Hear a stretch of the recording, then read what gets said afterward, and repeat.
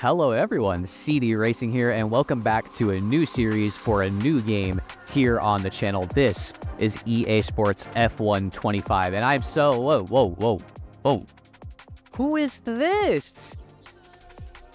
Bro, that is not Oscar Piastri, that is Cillian Murphy. Oh my god, what are they doing?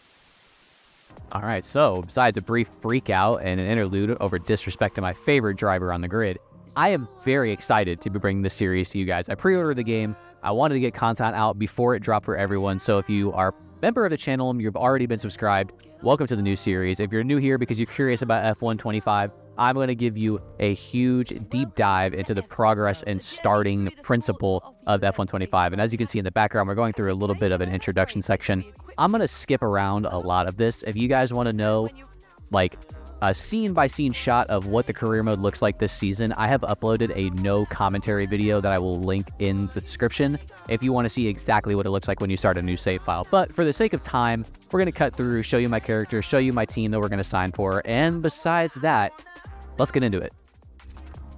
Alright, so a brief overview of the career options this year. We've got driver career, the staple. After that is my team career, a little different than the previous games. Instead of being an owner-driver, you technically play as just the owner and you can take control of the drivers, but it seems a lot more in-depth. We might hop into that later. Two-player career, I'd be interested to try this. If I had a friend to play with, you get to play a career with a friend either as rivals or on the same team, and this year challenge career, play against others where you are playing the most points to see the top of the online leaderboards. Wow, you'd think I can't read. That's got to be new. I haven't seen that before. I also haven't played F1 since 22, so if that is not new, don't roast. But we're going to go ahead and start. You can choose to start in F2 or F1. We're going to start in F1. Click over, look at my settings if you guys care. But besides this, we're probably going to skip some of this and just go to the end of my character creation so we can get this season rolling. All right, so obviously we're going to do a custom driver. No point in doing a career mode if it's not us, in my opinion. But for those of you that know me in real life, I look absolutely nothing like this, so we've got a little bit of a makeover to do. Looking over the drive tars, again, not super customizable, which is disappointing because if this is owned by EA, they gotta have the same face files as FIFA or FC. So why we don't have customizable faces, a little disappointing, but this one that I've chosen probably looks the most like me, so we're gonna go ahead and run with it. Just looking over some of the other options to see if I could get closer, but went ahead and decided that this one suits me the best. And now, country region, in case you can't tell from my obvious accent, I'm an American.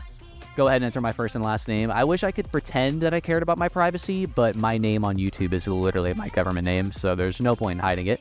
Corey Davila is my name, and that is going to be our entry. And this is the point where I scroll down to see if they have my name for the audio files, and they never do. EA, if this channel blows up, please put Davila in the game. I've played it so many times. I just want to hear Crofty say my name. I'd probably cry on camera. Now, choosing my number, gotta go with 95. For those of you that want to know the backstory behind that, my first car was a 95 Celica. I absolutely adored that car. So now my driver number is 95. Sure to be legendary career in Formula One. Great to meet you. Now that we've introduced ourselves, you'll see that you now have a set of driver ratings. These will be tied to you for the entirety of your career and will track your progress. As you perform well out on track, these ratings will improve and feed into various other areas of your journey through F1. We'll cover each rating in more detail later. All right, so quick word from our agent this year, and that's a cool new feature. Again, I don't know if that's 100% new, but your driver having an actual rating, I believe, is new. In old games, you kind of just raced your race, and every other driver had a rating that kind of determined how good they were on track-esque. But this year, it seems like you get to determine how you're viewed. And going over a couple things, you saw our helmet there, the Lewis Hamilton edition, and the podium. You like that subscribe to CD racing animation right there? And then a radio call, I'm kind of just going to choose whatever here because, one, you'll see what team we're signing for. Probably not going to be going for wins for at least a season or two, but we'll see what happens. And I'll probably just do my own victory messages. Premiere Pro lets you do this thing where your audio sounds like it's kind of coming right out of the microphone as if I was in the car.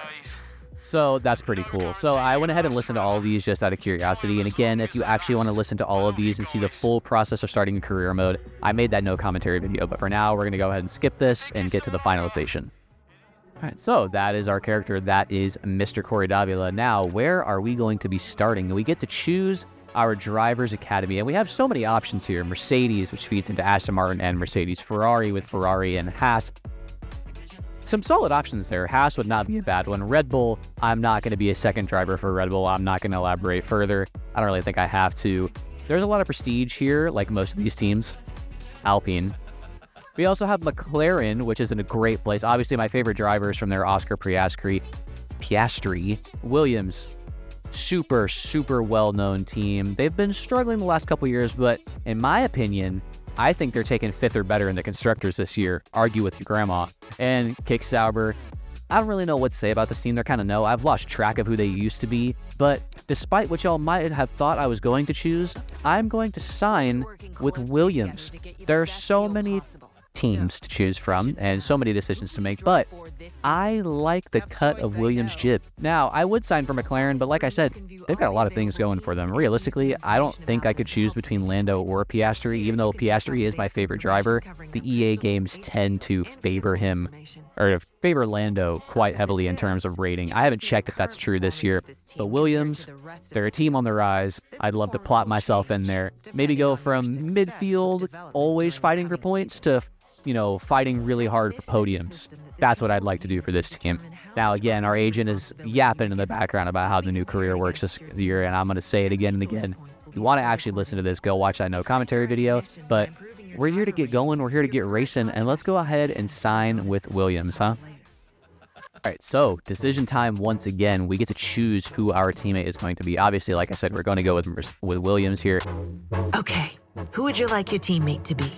You can view both of the current drivers and toggle through some information here before making your decision. It might have an impact on your standing within the team. All right, so option 1, Alex Albon. Solid choice for a teammate, but option 2? No need to ask, he's a smooth operator. Yeah, I think as soon as I said I'm choosing Williams, y'all knew who my teammate was going to be. The one, the only smooth operator, Carlos Sainz.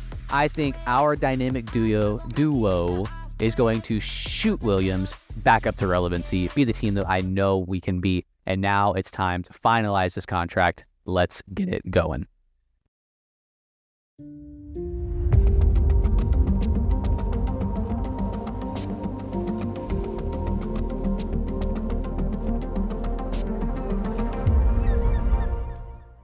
All right, so this is the part where our agent is basically going to tell us that we need to finalize our deal. Going to go ahead and sign a paper, get everything going, as we are already aboard a yacht before we even sign our F1 contract. I really hope the lore here is that this is the team owner's yacht, because if I had a yacht before signing the contract, just give someone else a seat, bro. You've already won.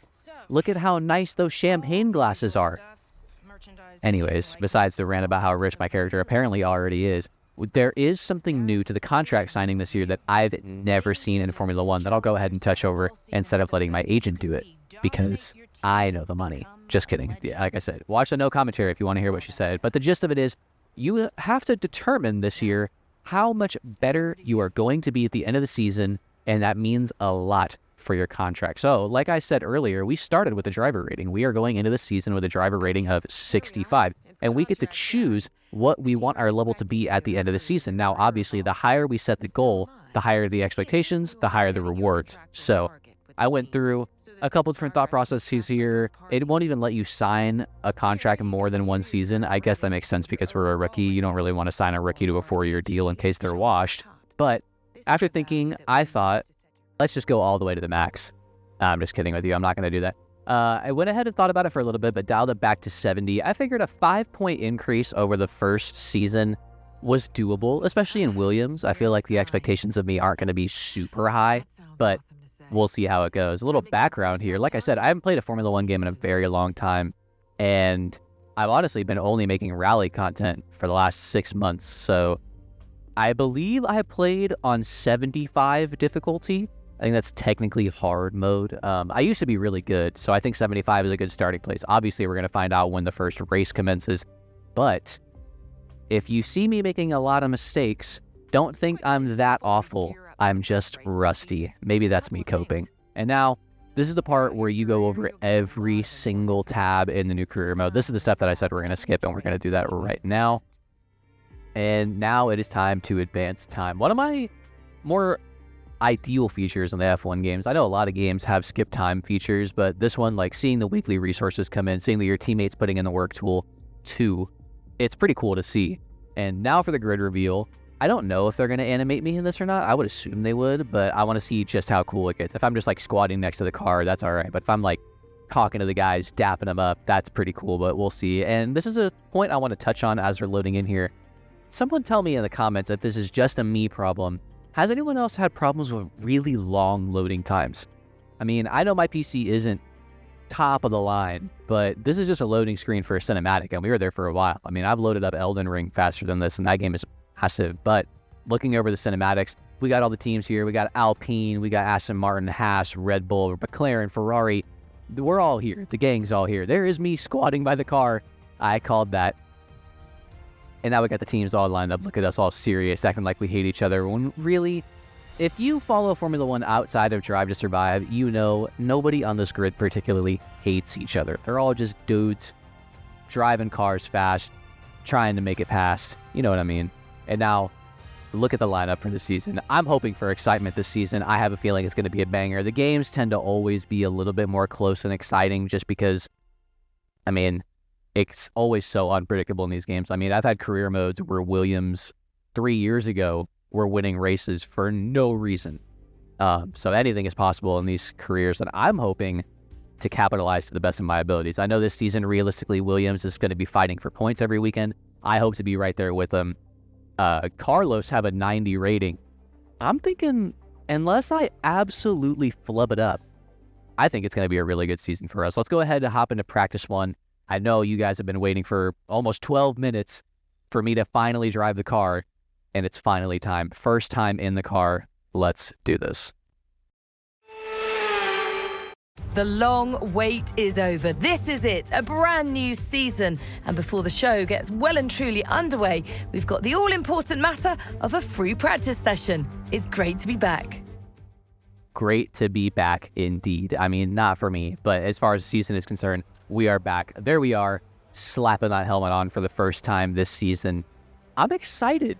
Truth be told, getting into the car, I was nervous. I haven't played an F1 game in a long time, and now I'm doing it for an audience for the first time in my life, so this is a little nerve-wracking. And first time out on the track, got the engineer talking to us, telling us don't screw it up, and I'm going to tell you right now, we screwed it up big time. First early goings of this practice session were rough, and you're about to find out what I mean by that right now.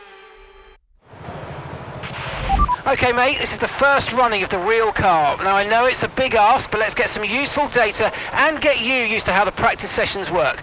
Let's start the season as we mean to go on, eh? I know we can have a great year, so let's go. All right, let's go. Free practice sessions are a vital part of each Grand Prix weekend. Not only do they give you an opportunity to learn the track, they also offer a range of practice programs which can be used and completed to advance the development of your car. Completing practice programs will earn you resource points, which can be spent on upgrades. Additionally, each program offers a number of development boosts. Completing one of these gives you your R&D team valuable insights into your car's performance, resulting in cheaper upgrades. Obviously, a big deal. Car setup and tires. You may adjust your car setup over the course of these sessions to try and find those extra fractions of a second. Note that the sporting regulations dictate that after each free practice session, you must hand back 2 sets of your dry tire allocation for the weekend, so get the most out of them while you can. And we are most definitely going to try to get the most out of these. Looking over the practice programs, that's what we're referencing. Race strategy, qualifying pace, and track acclimatization. The names are pretty self-explanatory. The last one right here just helps you get to know the track a little bit better in case you're not super familiar. I haven't done this in a while, so we're definitely going to be tackling that one. But qualifying pace and race strategy, very important practice programs as well.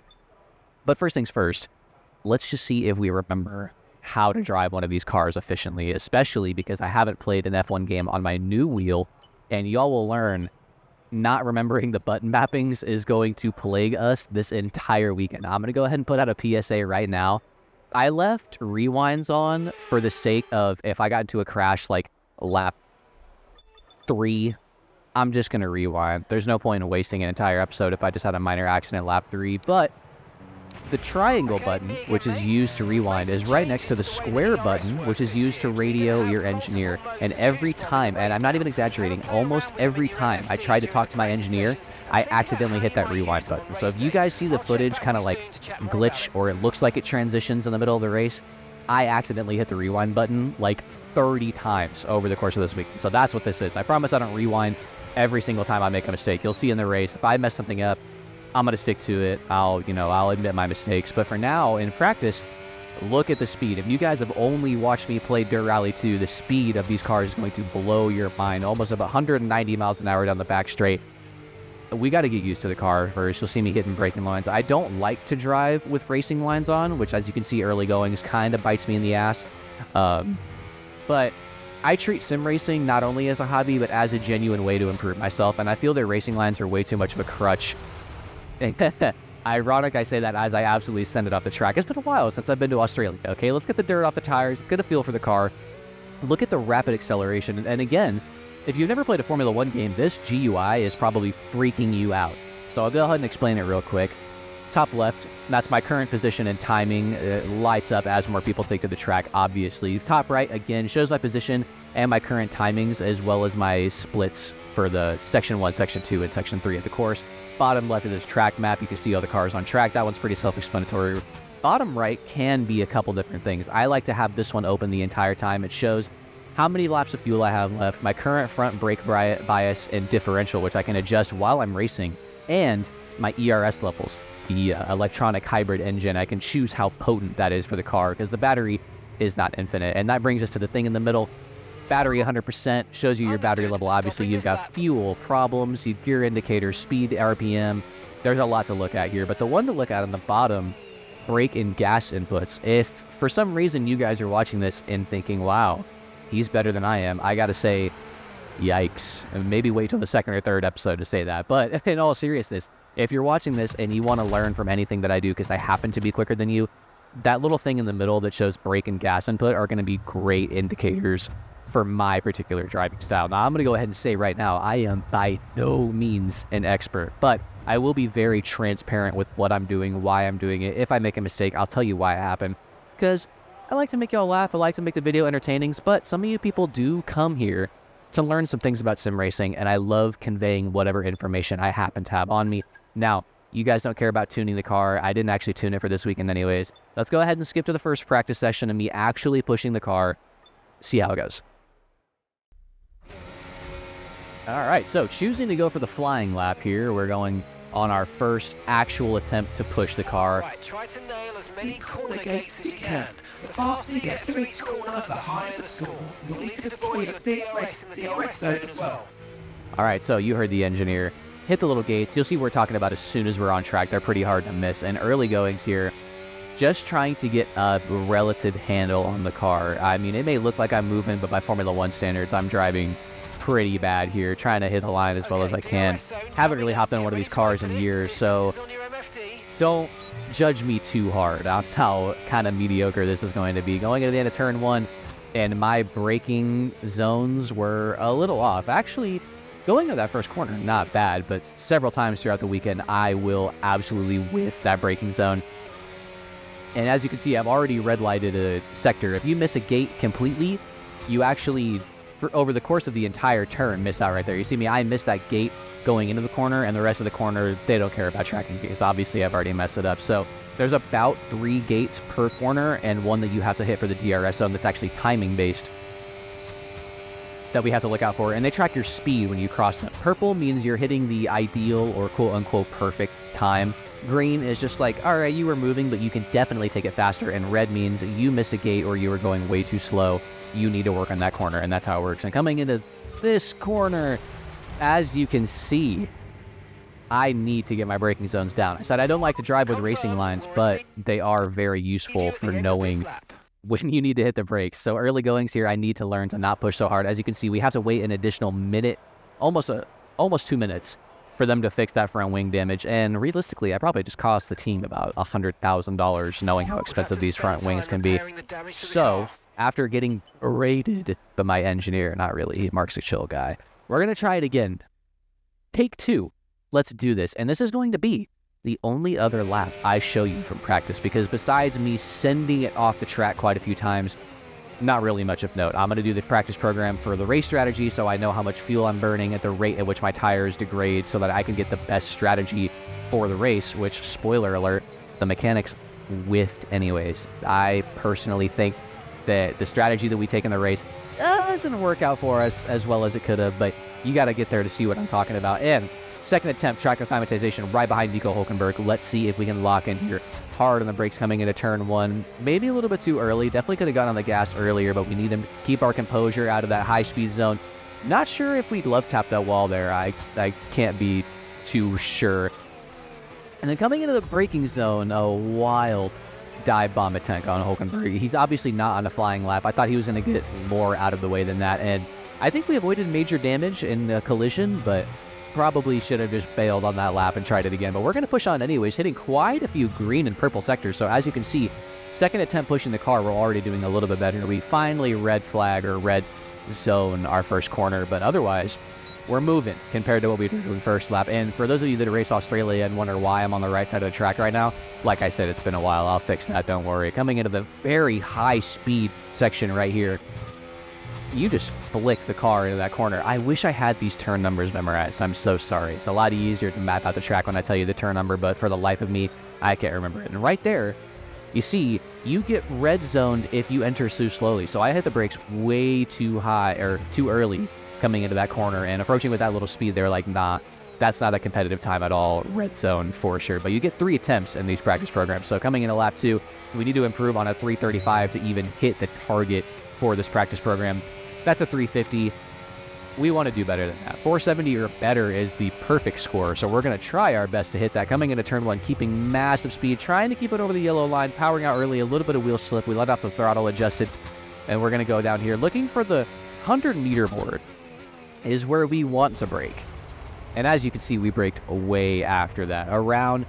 There's a little advertisement board right before the 100-meter board that I found was the best consistent braking point under high fuel load and on fresh, softer tires or maybe a lighter fuel load.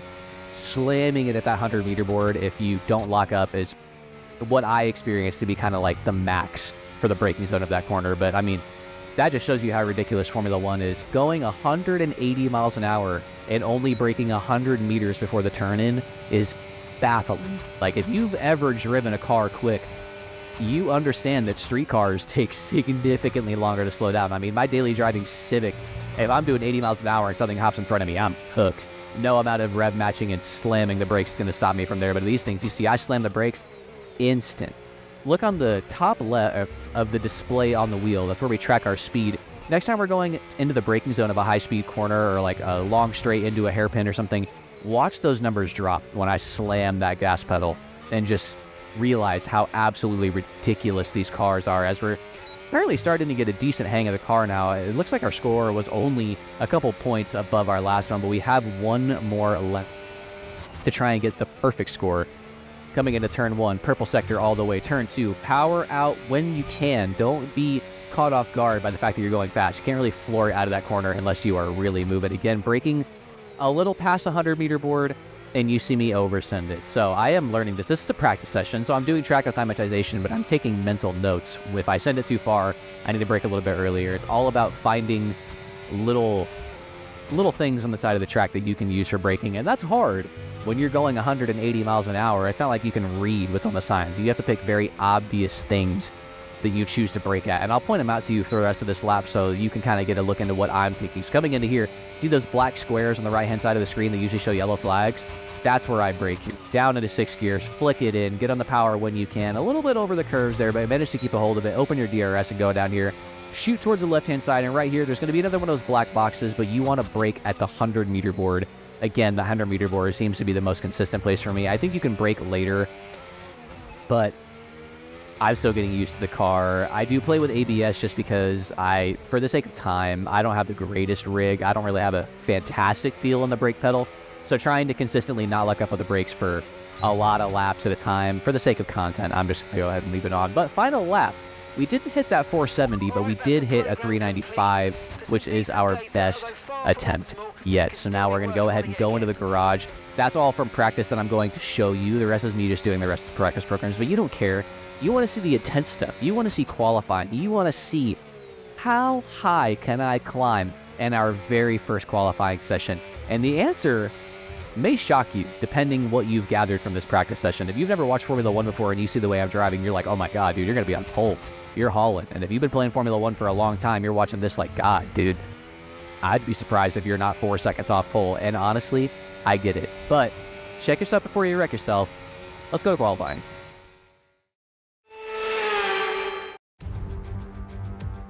And a warm welcome, everybody. We're here in the heart of Melbourne. It's Albert Park, and it's qualifying for the Australian Grand Prix.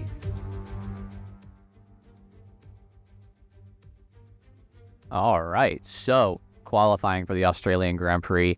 Indeed, there's the rookie getting ready, locked in. A lot of rookies on the grid this year, even, without me being in here fictionally in real life, quite a few rookies, all doing quite well, all things considered. I think y'all will see in the race, or actually after qualifying, Kimi Antonelli gets disrespected like crazy in this game so far. I'm going to give him a couple more races to see if maybe this was just a fluke or something. But Kimi, in my opinion, is by far the best rookie this season. I don't care if he's got the Mercedes seat excuse. He's pushing it. He's doing really well. Him and George this year, I feel like, have been putting in very quietly fantastic performances. I mean, George, correct me if I'm wrong, but he hasn't even finished outside of P4 this year, right? Except maybe one time, but I feel like nobody's talking about it. But anyways, ranting about real life over, we live in the fiction on this channel, and we are a Formula 1 driver. Engines fired up, we're set. First time out on track. I'm excited, man. I'm ready to give you all this hot lap commentary, try to explain to the best of my ability what's going through my mind as we do this. And let's go ahead and get out here. Now, early goings here, a couple things and tips that I can give you for qualifying, especially in the F1 games. First thing you need to do is open up your MFD to the little display you see on the right-hand side. Change your ERS deployment to none for your outlap. If you leave it on hot lap for your entire outlap, you're only going to have like 45% battery by the time you cross the line for your actual hot lap. Obviously not ideal. Turn it off as you're going to the grid. And then my principle is about 2 or 3 corners before you're starting. Set that hot lap up, really push the car for the last couple corners to make sure the tires are out to temperature and send it. Because I guess I haven't said this yet, but I play the game as realistic as possible. Simulation damage, simulation tire settings, longer races, not 100% long. I do 50% race length. And I try to hold myself accountable. If I get into a major accident and it's my fault, that's my race. That's how I like to run it. And that segues into me saying, if you look on the display on the wheel, kind of towards the middle to the right and left of that red bar underneath the gear indicator, you'll see the temperature of my tires. And right now they're actually mid-70s. When you're pushing the car, they're actually pushing like high 80s, sometimes into the 90s. It also depends on the weather and the track. But early goings here, I don't really think I warmed these tires up as well as I could have. You wanted them to be at least in the 80s when you start pushing, and I don't really think these last 2 corners are going to get us over that hump. Maybe right there on the edge, but warm enough to try. And that's what we're going to do. Hot lap here. Let's get it going. Stick your wheel to the left-hand side of the track, straight down the middle. Open that DRS up as soon as possible. Pass the line about 2 seconds. Go hard on the brakes right after the black box. Down into 4th gear. Power out as early as you can. Flick it to the left for this turn 2. DRS open as early as you can. Again, transfer to the left-hand side. Watch that sign. Braking at the 100-meter board. Low fuel on softs. Have no problem getting the car slowed down. Rotate it through that hairpin. Patience on the throttle in this section, or you'll understeer exactly like I just did. Back to the left-hand side so you can flick it full throttle for this corner right here. High speed here, no real braking indicator. You're braking around the 15-meter board ideally. I brake a little bit after it and understeer off the track. Now, in real world, that track time or that lap time is getting deleted, but for now it's going to stand. We're going to push on to the best of our ability, obviously losing time going into the grass, and you see me now working towards the left-hand side of this long sweeping corner. This is ideally where you want to be. Work to the right-hand side for the last second, hard on the brakes. Turning in too early sees me go over the curve, but again, in real life, this lap would have been gone anyways, so it doesn't really matter. We're going to push hard with what we've got. Look for the 100-meter board, brake a little bit after it. We're low fuel, soft tires, so this is qualifying. We're going to push the car hard. Again, on the exits of these corners, it's all about patience on the throttle. You can go full throttle faster than you'd think once you have your momentum again, because the hardest part of figuring out, how to drive these Formula 1 cars, if you've never played an F1 game, the faster you're going, the more grip you have, and it feels so foreign. But yes, once you're over realizing that you have to hit the brakes, I have no idea what happened there. I think I got distracted turning my MFD back off again. We're going to go back to the garage. But again, getting used to the fact that the cars have the most flickability and just being pressed into the ground the faster you go is hard to get used to, because unless you're running a very low downforce setting, you can kind of floor these cars anything north of like 95 miles an hour. Unless it's a very aggressive turn angle you happen to be at and you haven't already been applying throttle, anything north or close to 100 miles an hour, you can put quite a bit of throttle input, because at that point you're already pushing the car into the ground so much. Spinning those rear tires is going to be pretty difficult. Obviously, it changes per car, per track, per setup, like in anything in racing. And speaking of in racing, we always want to watch how our teammates are doing. Not only do I love Carlos as a driver, but he's our teammate. I need to make sure that he's not slouching. And that 19th position is not sure. He actually hasn't finished a lap yet, and we're going to see where he qualifies right now. I love to do this. And sometimes I watch them to see what they're doing better than me, especially if they do a sector better. And I think he's going to do an entire lap better. Yeah, that is second place. A lot better than where we are at the moment, down in 14th, about 2 seconds off of pole, which is kind of unfortunately realistic. The top guys this year absolutely zooming. Now, obviously, we personally want to close that gap down. Williams isn't that bad, and we're going to go ahead and hop out for our second flying lap right now. All right, so we are currently sitting P15, actually P16, and that's not ideal. For those of you that don't know how qualifying works in Formula One, the bottom 5 at the end of the first session and second session get dropped and do not move forward. So, us sitting P16, if this session ends and we do not improve our lap, we will be out and will not make it to qualifying 2 or 3, which ultimately determine your final position. So, if I make it through Q1, let's say I improve here and I go into Q2, if I made it into Q2 with like the third fastest time, but then in qualifying 2, I only finished like 14th, I start the race 14th. So basically, you just, at the end of the day, you want to assure that you aren't in the bottom 5, because you at least get a second chance to qualify until qualifying 3, obviously. But I know it sounds confusing. As the series goes on, it'll make way more sense. Or if you know how qualifying works in Formula 1, you know we got to get a move on because we are in the drop zone. So P16, we know we need to improve, and I left the pit lane early on purpose to avoid traffic on track. And as you can see, Carlos is approaching behind me, which is another reason why I went faster. Carlos left on his own, and I got in front of him to do what I'm doing right here. I have got myself in front of him, he's behind me, and he's getting reduced drag from my car cutting through the air in front of him, effectively creating a slipstream and just letting him shoot through that final section of the track.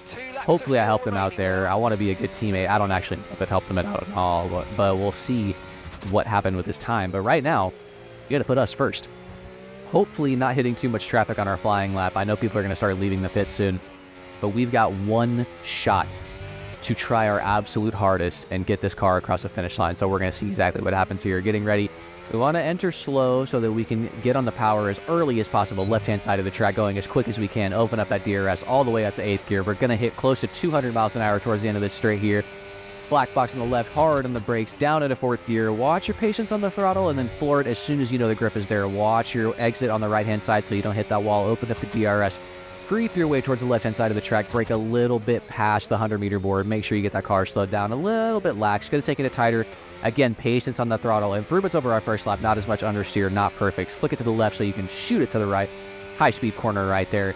We are basically neck and neck with our time last time. Now, this is a section where we messed up last time, and an instantaneous improvement. We are now up 3/10 from our previous section. Absolutely soaring right now.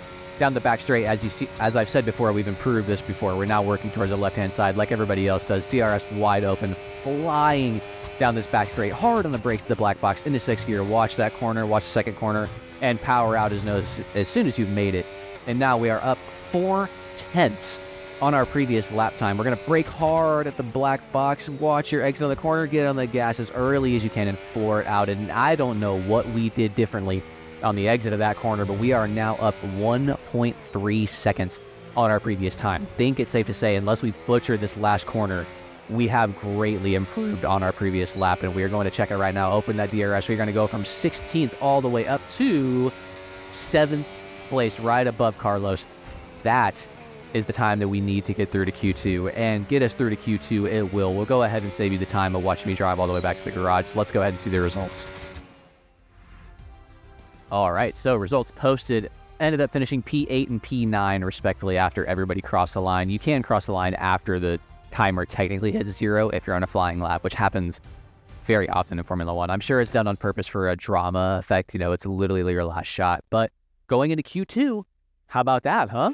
Q2 in our very first qualifying performance. That's what we like to hear. And not going to lie, that last lap, even though it was significantly faster than what we've put in so far, it definitely wasn't perfect. It was far from perfect. I think there's definitely room for improvement. Going to go ahead and check which one of our tires has the least amount of wear, because for some reason, for Q2, we bring one soft and one medium. I don't know who Williams thinks they are, but we are not getting out of Q2 on a medium. It's not going to happen. So, opting to go with whatever soft tire I had that had the least amount of wear on it going into our second flying lap. And we're going to hope that that propels us to a decent standing time just to set the benchmark. And then our second flying lap is going to be on a fresh set of tires after our quote-unquote practice lap. And we're going to see what we can do. Now, let's go ahead and go to that flying lap and see exactly what happens.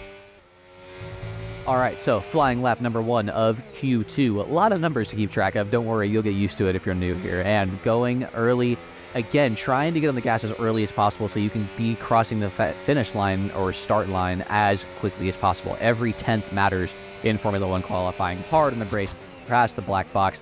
Watch your entry here. Definitely went in a little too deep there. Not the greatest start to this flying lap, but we're going to try and put it together. Behrman doing a great job of getting out of the way for us. Thank you, bro. Going to go ahead and hit that brakes past the 100-meter board.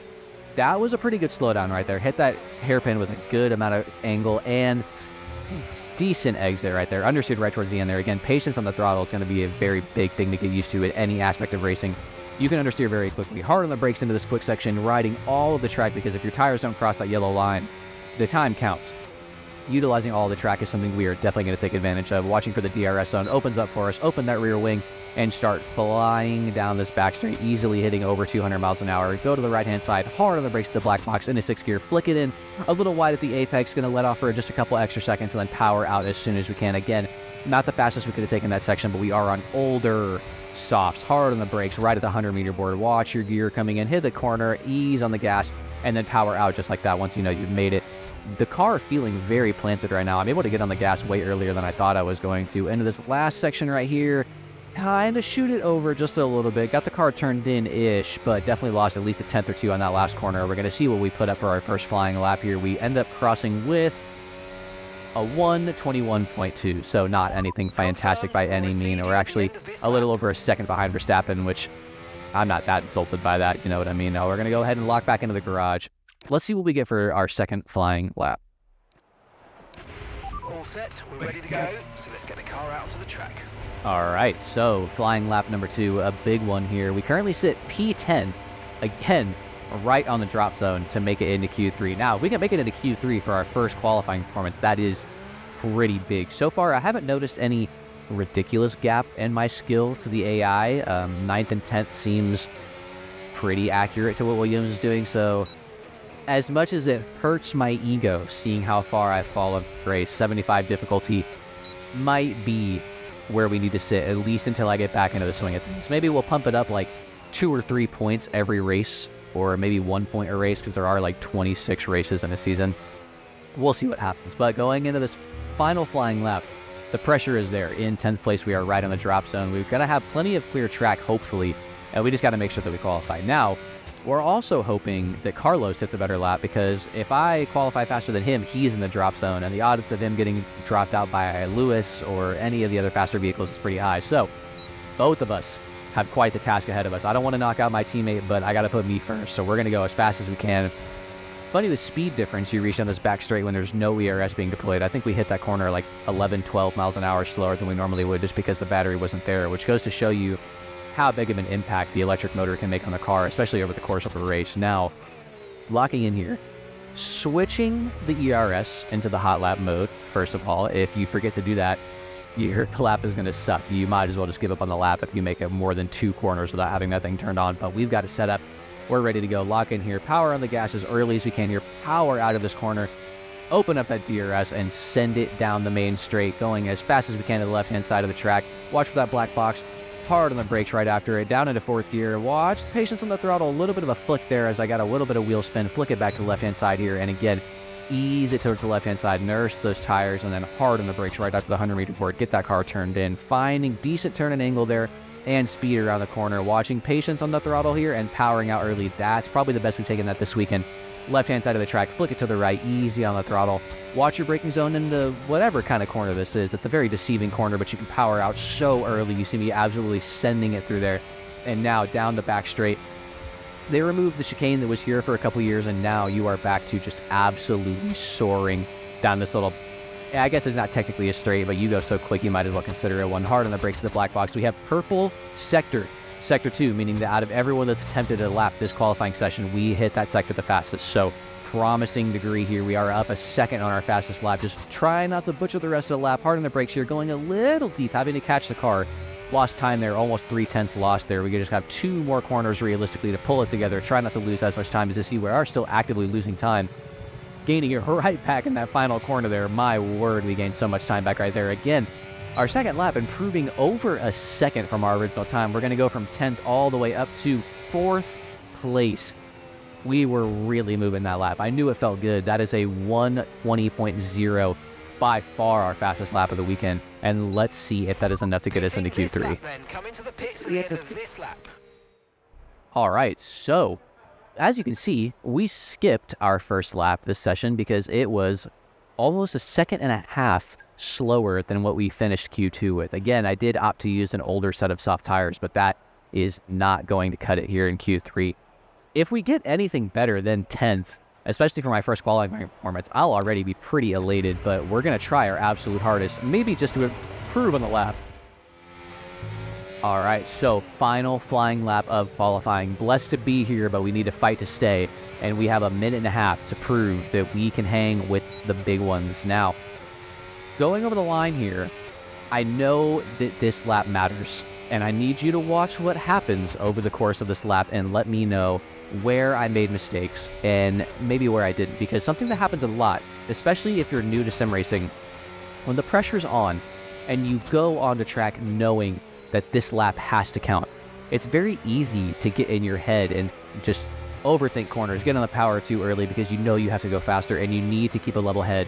Keep your same racing line. Don't try anything new on a lap that matters, and just improve. That's all that matters. You know where you messed up. You were in the car. You know what you have to do better. Keep it in your mind, but anything else that worked well, don't change it. And as you can see now, the lap doesn't look that much different from what we usually do, but we are already up 3/10 from just minor improvements, better braking, better throttle on exit, better racing line. All of it adds up over time. Flying through that middle section right there, getting on power a little bit earlier than I did, you see I gained another 10th, and we are now almost half a second up on our best time. Quite the improvement so far. Hard on the brakes into this last corner and then power out as soon as you can. And it looks like this formula is working as well as it can for us. Still up half a second. Up half a second, I have to assume here that this will at least put us up a couple places until we apparently butcher the second to last corner, losing so much time. And now again, skyrocketing back up to almost half a second. We cross the line and we are, oh my God, 10. Oh, okay. Well, I guess half a second did not matter, but glass half full. 10th place on our first race. A little bit of an intro here just for the podium pass. I know you don't really care about that, but what really matters here is what comes after it. Final standings, 10th place. Now we have our grid lineup for the big race tomorrow. Be sure to join us then for what will no doubt be a fantastic race. Hopefully a fantastic race indeed. As you can see, we've got the Red Bulls kind of sandwiching the McLarens, and the rest is a little bit random, but we are there in the points, and we are going to try and fight for it in the race tomorrow. Let's get to it.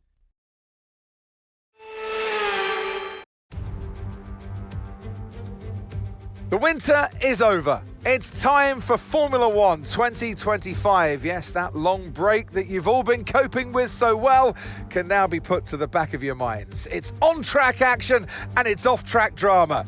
That's what we're looking forward to. So here we are at Albert Park Circuit, 3.28 miles around, with the streets making for a bumpy surface with little undulation. There are 14 corners around the lake, with the best passing opportunities coming at turn 1 and turn 3.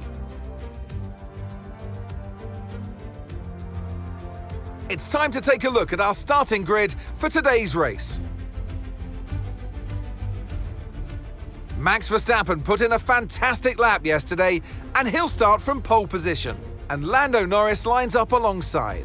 Looking down the rest of the grid, we have Piastri, Tsunoda, Charles Leclerc, and Fernando Alonso. Ocon, Russell, Stroll, and Davies. Hamilton, Sainz, Pierre Gasly, and Lawson. Behrman, Bortoletto, Jack Doohan, and Andrea Kimi Antonelli. Hulkenberg and Isaac Hadjar rounds off the grid.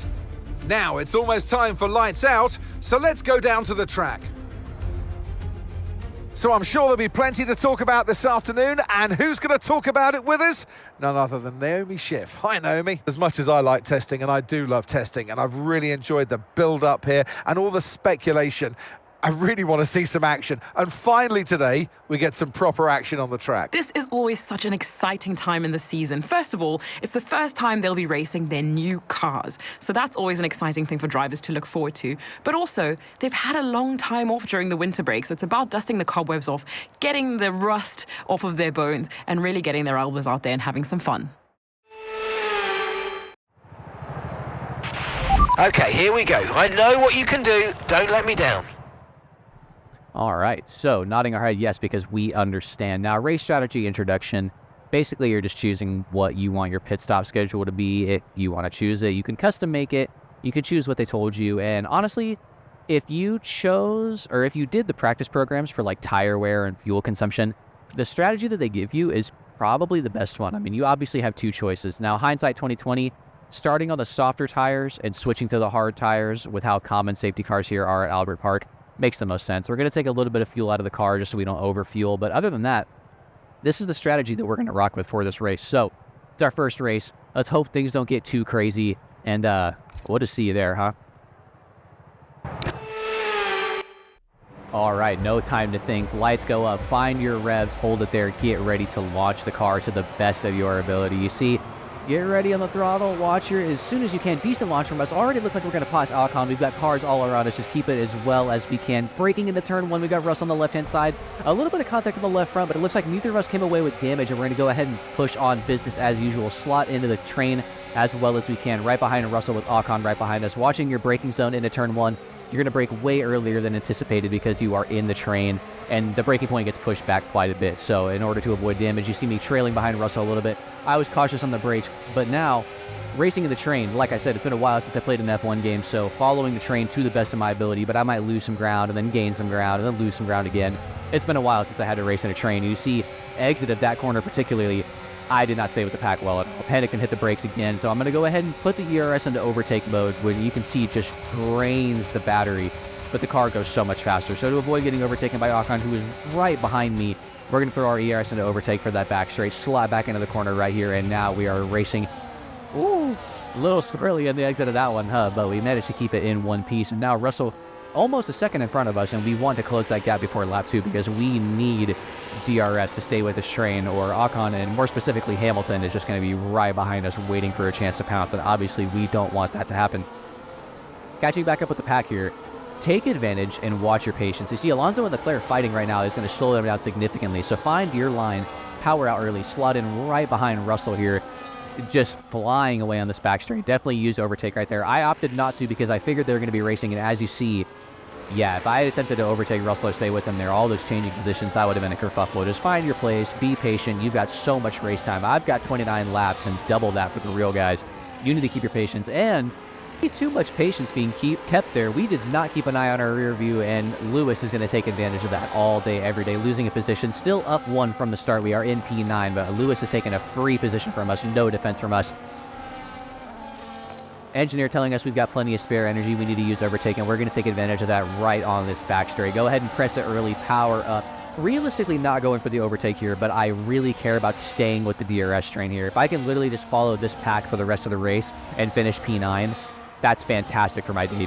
That's already my mentality here. Stay with the pack as best as you can and just finish in the highest position possible. Now, obviously, watching where we're going here, DRS open, need to play it patient. Don't go for any stupid overtakes. Damage is obviously not what we need to avoid here, but then Lewis leaves the door open, and we're going to do exactly what he did to us. Not as clean of an overtake. He's right there on the left-hand side, giving him space on the track, giving us a bump going into this corner. And now we need to make sure we don't have a puncture. Maybe, I don't know if I could have left him much more space there. That might have been a dirty one, but we're going to see what happens here. And slotting it behind Lewis, he kind of just runs away from us, unfortunately.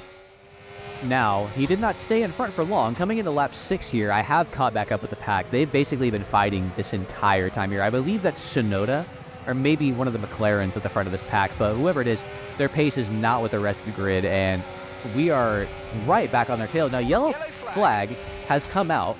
Obviously, something has happened on the track in front of us, but it keeps moving forward, so I assume that it's someone moving. And obviously, I was not expecting that. Lando, oh my goodness, obviously a huge engine failure. You saw the massive cloud of smoke. Had to take huge avoiding action just to not miss him. Lando Norris is out of the session, obviously, and as the safety car comes out, the AI gets the notification that the safety car is out before you do, so the pack's slowing down massively, again having to take avoiding action not to collect the car, and maybe a couple more along the way. But we are now in safety car procedure. It's big time. It's game time. You're going to see a lot of strategies change. Early safety car, anybody that started on the mediums, if I were them, I'm switching to the hards and just nursing it home. I think you can do 23 laps on the hards here in Melbourne if you just nurse them home. Even on the advanced degradation of half races, it's doable. Now, hindsight 2020 again, I'm on the hards here. I'm not pitting for mediums, locking me into a second stop when I could just hold track position and not pit. Because anybody that pits right now is basically locking themselves into a 2-stop unless they're going on the hards. So, again, I say hindsight 2020 because that is not what happens here. I wasn't thinking clearly. I have a lot going through my mind, and I also haven't played an F1 game in a long time, so I'm not firing on all cylinders here per se. So when the team tells me to come into the pits when the safety car is over, I say yes because I'm an obedient little rookie. But again, hindsight 2020, this is not what we need to do. Pack behind the safety car right now. The grid is now almost caught up, but a couple people pitted, so we need to wait for them to get back with the pack before we can finally get racing again. We're going to go ahead and cut to that right now. So actually cutting to our pit stop at the end of the restart. We have already gone through the restart procedure. Nothing of major importance happened. A couple moves made behind us, but realistically, our race was not affected that much. Now, as you can see, we're going on to the mediums on lap 9. So it is now official that we are locked into a 2-stop race, which has its pros and its cons. In my opinion, in this specific situation, the cons far outweigh the pros, but we do have the pro of knowing that we can spend the rest of this race pushing 100% every single lap. So we are dead last, quite a distance away behind the pack, which is why I said that pitting outside of the safety car made 0 sense. We're going to try our absolute best to salvage something out of this race, but it might already be over before it stopped. And these are one of the things that I believe are new to Formula One, these objectives from the specialists. You actually have in-game tasks or in-race tasks, which I love. The addition of these features make it seem like you really are in the race, with the engineer always telling you to adapt to changing situations. In order to achieve an ideal fuel load, we need to be below 32.95 kilograms at the end of the next 2 laps. So pedal to the metal, hold your revs out as long as possible. Yeah, you hear the engineer yelling at me again that we need to warm up our tires because our true position is 19th place. Maybe if you didn't pit me outside of the safety car, this would have been different. I didn't realize that Williams was actually a Ferrari junior team because this strategy makes no damn sense. Alright, so skipping over quite a few laps. As you see, we did set the fastest lap in one of the previous laps, but, you know, we were just moving. I figured it wasn't super important. And the more important part, we have caught up with the rest of the pack. I told you, we will be moving. We are on lighter fuel, fresh mediums as opposed to their old mediums, and we caught up rather quickly, especially because, you know, the Haas's, the Kicksaubers, they're not really up to terms this year, per se. You know, this Williams is actually pretty rapid, especially when you don't oversteer like crazy like I just did. And I wanted to showcase this part of the race to show the procedure of moving through slower traffic. As I told you, I'm able to push 100% right now. I'm on better tires. Just realistically can fly through these guys, but it's all about patience. You don't want to just do something crazy, as I absolutely dive bomb Bortoletto. That was an okay pass. He was still on the left-hand side. I knew I could brake way later than he could and just sent it into that corner and made that look kind of easy. And then immediately contacted the left-hand side of the wall. I don't believe there was any damage. I play with simulation damage, so if there's anything major, it would have popped up on the MFD. But realistically, if that was real life, that could have been a pretty heavy collision. So we're going to chalk that one up to video game luck. And we have already carved through one of these cars. Now, my mentality here is, my word, a lot of people have pitted, and there's quite the gap to them. If I can move out of this slower traffic and really start picking up speed again, there's a chance I could end up in the points again. Because as you can see, I'm already 12th. I know these people in front of me have to pit again, and I am moving much faster than they are. Seeing an opportunity for a dive bomb, I parked myself on the left-hand side or right-hand side of Behrman, and he just gives me the space. Did not fight me on that at all. As Max Verstappen bows out of the race. A lot of things happening right there. Another mechanical failure in this race, and that's 2 big fish out of the race this weekend, further solidifying my belief that I might actually end up in the points here. Max and Lando are 2 people that were basically guaranteed points now out of the race, meaning there are 2 extra slots up for grabs. Up ahead of us, you see Sainz fighting for position. I'm inspired, thinking about the move on Hülkenberg. You do rethink that move really quick. That would have been the dive bomb of the century. And again, it's all about patience. One mistake can ruin your race, and you'd rather finish in 8th than DNF. So, coming into the braking zone again, not going to think about that dive bomb, just keeping my patience on the track. And a little disappointed that Sainz is taking so long to move around Ocon, because the slow traffic is really slowing me down. He's, again, on an opposite strategy to me now. He stayed on course. He actually pitted under the safety car. I cut that part out. But he pitted under the safety car. He's on the ideal strategy here, as you can see up there in 5th place, and I'm getting a little frustrated. Again, pressing overtake with low battery here. I want to get past these guys as fast as possible. And then I'll leave this one in so you guys know I'm not fibbing. Every time I try to talk to my engineer this weekend, I accidentally rewinded. So I'll leave this one in just so you know I'm not cheating. I didn't really gain anything from this. I just kept accidentally hitting this button. I wanted to showcase that because even though it was annoying in the moment, I thought it was so funny. So locking back into the race here. Now I try to talk to my engineer, asking for information on Hülkenberg. 1:27.0. Less than a second separates you. They're on old mediums. Their tyres are 8 laps old. We think they've got 1 more stop. All right, so you're gaining by all pivotal information here. We know his tires are significantly older than ours. He's got 1 more stop just like we do. So if we can get past him here, we know that our raw pace is significantly faster than him. Again, talking to your engineer is something I think a lot of people need to utilize more in Formula 1. You can't always know exactly what's going on track. You have to pay attention to driving. So getting information like that tells me, okay, he has to stop again too. And I'm already this much faster than him. Let's do this. Okay, no issues with tyre wear for now. Keep taking care of the tires is the message that comes in. As Hülkenberg goes for a move on Ocon, we're just going to watch from the distance, see if we can make an opportunity out of this. Try to find our ideal racing line, power out early. Not looking like it's going to happen, but if we press overtake here and get on the DRS, we might have gotten past. Thinking about it, huge dive bomb onto Hülkenberg and barely making that apex. Absolutely the latest of late breaks. Nails us a position there again, making it look kind of easy. I promise you it's not. I was definitely a brown pants moment. Thought I was going to take out Ocon. Car got slowed down eventually, and we power out as planned, I'll say. Now, behind Ocon, 1 more piece of the puzzle before I am realistically in free air. Sainz has already put 2 seconds on Ocon, just showing how much quicker we are than these guys at the moment. And moving away from me on the straight here, I believe he put his battery in overtake. We're going to let him do that. We need to harvest some battery power before we do anything crazy. Down to 33%. We are towards the end of a lap, but we need this battery percentage to be higher if we're going to push. And Ocon leaving this section very slow on the exit, that is. Thinking about an overtake here, sending it.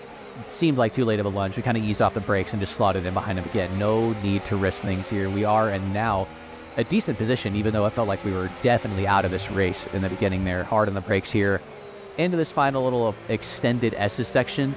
And it appears that fighting was all for naught. Ocon now decides to bow into the pits. And it is now just us and Sainz. And much later in the race, I promise y'all didn't miss that much. It was just me catching up with the pack. Everyone made their second round of pit stops, and we are now in our true position. Now, I've been trying for a while to get past Doohan, but watch this braking zone here. Into the braking zone, I get here, I leave Doohan plenty of space, and he just blatantly turns into me. MFD immediately shows that we have damage on our front wing, and we get a warning from the FIA about a collision with Doohan. I'm going to call crap. I was definitely alongside him into that braking zone, at least enough to warrant a little bit of space, but he just turns into me, and immediately the damage to that front wing immediately showing itself. Understeering so hard, any right-hand turn now that we have a broken left hand is going to give us a damage. And we got an engineer challenge off the rip telling us that we should keep him behind us for a couple laps, and we immediately got passed because of our damage.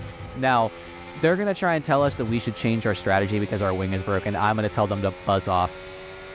We only have a couple laps left. Realistically, with this broken front wing, we're not really going to be challenging anybody for the win here, and just an unfortunate way to end the race. As you see Sainz moving up there, he is now on P11, and if you look on the track map, he's closing in on those guys ahead of him pretty quickly. So obviously fighting for points a possibility for him. It sucks to know that if I would have just, I guess maybe not gone for the pass, given Doohan another chance. It sucks that he turned it on me, but that's racing.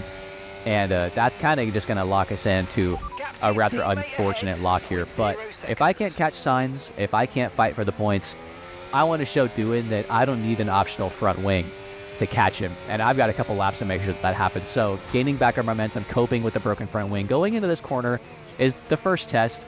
Low speed.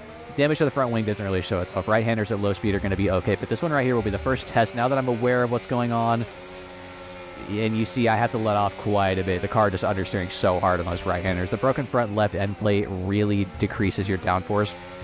It's not a terminal problem, which is why I neglected pitting for a new front wing, and honestly, at that point, I would have just retired the car. There's no point in damaging the car even further.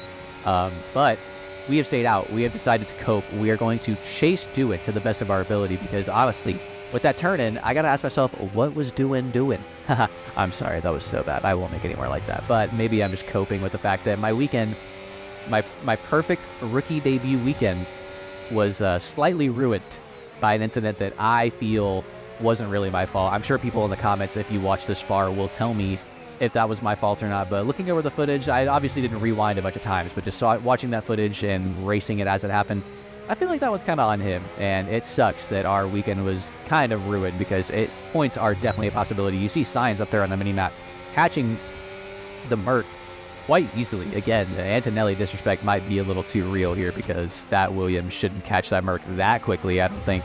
But who am I to say? Gap on the car behind, growing by 5/10 of the lap. You can see they've kind of checked out. You kind of just forming your own clicks, but again on the dive bomb, Doohan gets ahead of us. Like you see, I got scared because of the last time. I left him plenty of space on the inside, and he just goes around the outside. But the mental fatigue, the mental games that we are playing, that's what we're going for. The gap now significantly closer than it has been. We've shown him the pressure is there. Will he fold? We're locking in behind him here. Again, still at a disadvantage. We are missing that front end plate, so if it looks like I'm struggling kind of hard to pass this guy, I am, but it's because I've got damage.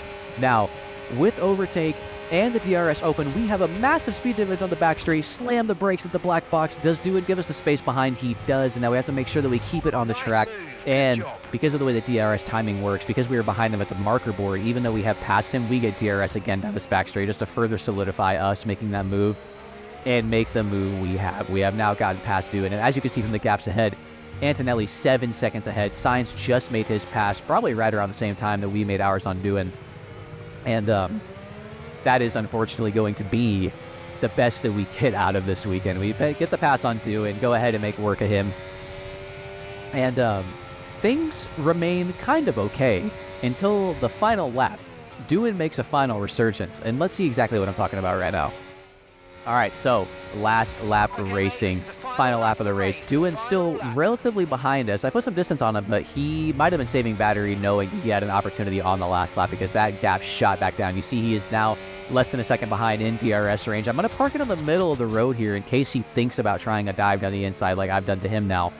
And obviously thwarting that attack attempt. I know he's right behind me. I know it's the last lap. I am playing it mega defensive. I know I have an 8-second gap to the car behind me running wide. Luckily, we don't really have an end plate to scrape on that wall because it looks like we ran a little bit wide. But again, understeer on the right-hander is still a massive problem. The arrow behind us showing the Doohan 0.2 seconds behind us. I switched the battery to overtake. I need to dump as much performance out of this car as I can. You see a brief look back there. I'm scared of where he is. Coming into this final turn, we're going to try and lock it to the best of our ability. He's right behind us. Doesn't try and move on the inside. Going to slot right behind us, going into what is realistically the final overtaking opportunity of the track. He's right behind us. I stick my car in the middle, forcing him to choose a side. He chooses the right-hand side. I brake early, braking even earlier than possible, letting him fly around me, and then switch back complete. Perfect defense from me. not to toot my own horn, I knew that the overtake on the inside was coming. As soon as he locked that overtake on the inside, I knew the switchback was my only opportunity to secure that move, and secure it I did. As we make the final corner, again, the car is so low on power now. The tires are still pretty old, but we come across to finish P12 in our first race. Again, not ideal, but for a rookie, a very, very solid foundation to our career, I think. George Russell, driver of the day. Congratulations to him. And honestly, aside from the wreck with Doohan kind of taking us out, Oscar won, which is fantastic. Absolutely love that guy. Way to go, McLaren. And I think this is a very promising start to our racing career. Let me know what you guys think, but I'm so excited to keep the series going. This is already looking to be a very fun game, and from it being from EA, I haven't noticed any crazy glitches yet, especially because this is technically before release, the day one patch. I think the game's running great.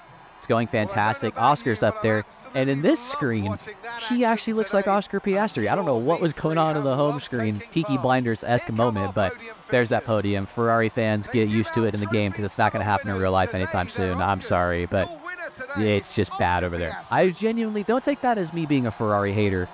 Y'all's team has prestige. I know you guys are fantastic, and your engineers, the strategy that's been going on there, it's been so bad. You guys deserve better. Maybe Lewis and y'all will lock in for the rest of the season, but for now, this might be the only time y'all see a double podium this season. But I'm just joshing y'all. I love all the teams respectfully. I don't really think any of them are necessarily bad. I just happen to support McLaren and Williams. And that is our first race weekend done. Obviously, Podium Pass going to give me some extra stuff here. Not that any of it's super important, but I want to thank you guys so much. For all of you guys that made it towards the end here, I really appreciate it. I can't wait to keep this series going. And ask me anything in the comments. This is the first episode of the series. If you have any questions about how F1 works, if you have any wants or not wants for this series, if you want to see more of the race, if you want to see more practice, you want more third person, let me know all of it, because the channel's still relatively small. I'm seeing every comment that comes in here. Whichever one gets the most likes, if there are differing opinions, still we'll rock with. So let your opinion be heard. Let me know down below. I love hearing from you guys. And that is going to be it for today's episode. I thank you guys once again so much for coming in. Make sure to throw that like and subscribe combo. And as always, I will catch y'all in the next one.